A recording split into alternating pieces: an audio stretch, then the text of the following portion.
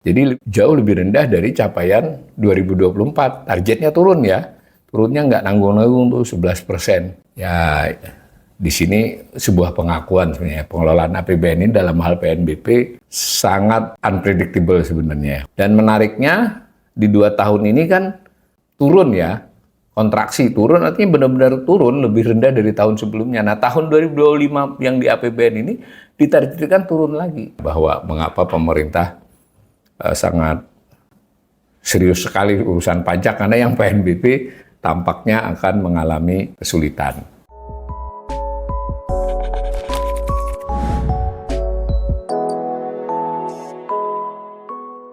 Salam cerdas. Ibu, bapak, saudara-saudara yang saya hormati, hari ini membacakan 3 cuitan saya yang topiknya berhubungan. 3 cuitan terakhir ya, saya di platform X atau Twitter. Yang pertama, 2 hari yang lalu, tanggal 8 Januari pagi, saya tulis begini. Penerimaan pajak penghasilan atau PPH pada 2024 sebesar 1.062,7 triliun. Itu tidak sesuai target. Istilah teknisnya namanya shortfall. Target yang dimaksud itu target dalam APBN ya, yang targetnya sebesar 1.139,8 triliun. Itu dibandingkan dengan targetnya ya. Kalau dibandingkan dengan capaian tahun 2023, setahun sebelumnya, itu sebenarnya relatif setara, hampir sama lah. Naik sedikit banget, 0,14%. Tapi fokus cuitan saya kali ini tuh bukan pada PPH-nya, karena PPH-nya sudah saya tulis juga pada cuitan sebelumnya. Tapi di sini yang saya garis bawahi adalah penerimaan PPH badan. Jadi ini adalah bagian dari PPH ya. PPH itu macam-macam. Ada PPH orang per orang, ada PPH badan. Itu salah satu jenis pengelompokan, juga dikelompokkan dengan PPH migas dan non-migas. Nah, nanti lagi ada pengelompokan orang dan badan. Nanti ada juga PPH pasal 21, pasal 25 penyebutannya begitu. Nah, khusus penerimaan PPH badan ini lebih rendah dari 2023. Bukan hanya nggak tercapai, tapi lebih rendah. Kemudian di sisi lain, jenis PPH yang lain, PPH pasal 21. PPH pasal 21 itu kan adalah yang dipotong langsung ya dari hasil pekerja atau honor pegawai atau honor narsum atau honor konsultan, begitu dipotong langsung dari pekerja, justru bertambah. Dari mana data tersebut? Data tersebut seperti biasanya saya kalau tidak mencantumkan grafik itu saya men-screenshot dokumen atau berita resmi atau apapun. Nah, kali ini saya ambil dari paparan jumpa pers ya, paparan keterangan pers Kementerian Keuangan waktu rilis APBN kita. Nah, jadi di YouTube-nya saya pause, saya screenshot. Ini untuk sekaligus mungkin buat para pemirsa yang kadang bingung mencari bahan gitu ya, di dokumennya belum ada, ya kadang di YouTube ada, teman kita harus sedikit latihan, stop, nah, lihat itu paparan dari Kementerian Keuangan.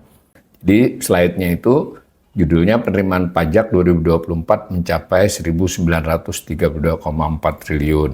Tumbuh ya, 3,5% sudah kita pernah bahas. Nah, didorong oleh pertumbuhan dari jenis penerimaan pajak utama seperti PPH non-migas. PPH non-migas itu ada pasal 21 dan pajak bina dan PPN, PPNBM, termasuk PPN impor di situ. Ya, ini yang berulang kali saya kritik ya.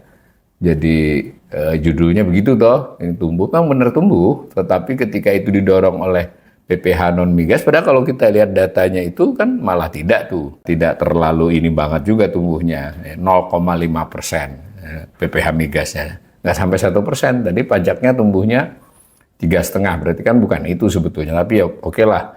Nah, yang lebih menarik lagi, itu yang PPH migas kan turun itu. Nah, lalu di gambar itu yang saya garis bawahi di cuitan ini adalah dari PPH non-migas itu ada PPH pasal 21 dan PPH badan. Nah, ternyata PPH pasal 21 yang langsung dipotong ke pekerja atau yang memperoleh honor pekerja lah intinya gitu, yaitu meningkat. Meningkatnya cukup pesat ya, 21%.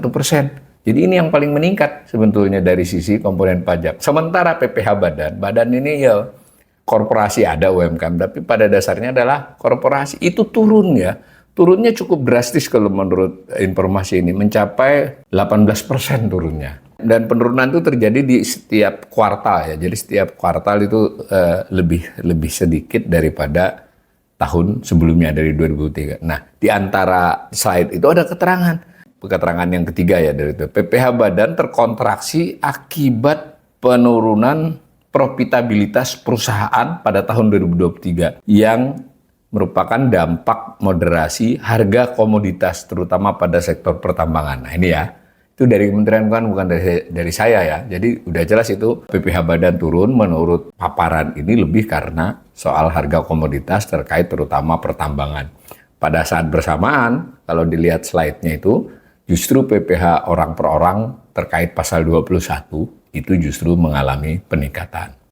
Lalu pada cuitan berikutnya yang saya tulis sehari kemudian, itu kemarin, itu saya tulis begini. Penerimaan negara bukan pajak atau PNBP pada 2024 mencapai 579,5 triliun. Itu melampaui target APBN. Jadi melebihi target APBN bahkan mencapai 117% dari targetnya. Namun nilainya justru lebih rendah dari 2023, turun 5,4%. Biar tidak bingung ini ya. Jadi target itu kan APBN. Kalau perbandingan naik atau turun itu dari tahun sebelumnya. Berarti targetnya yang memang jauh diturunin PNBP ini pada waktu ditetapkan APBN 2024. Targetnya jauh diturunin sehingga bisa dilampaui. Tapi dari pencapaian tahun 2023 sebenarnya turun 5,4%. Tapi memang harus diakui, sebagaimana biasanya ini saya gambarkan grafik dari tahun 2001 ya. Jadi realisasi sampai 2023. Kalau 2024 ini namanya realisasi sementara, itu pertumbuhan PNBP, penerimaan negara bukan pajak, ini memang fluktuatif. Fluktuatif terutama sekali karena memang hampir separuhnya adalah dari penerimaan sumber daya alam ya, jadi fluktuatif. Nah, bagaimana dengan APBN 2025? Itu diturunkan lagi targetnya menjadi 513,6 triliun. Jadi jauh lebih rendah dari capaian 2024. Targetnya turun ya.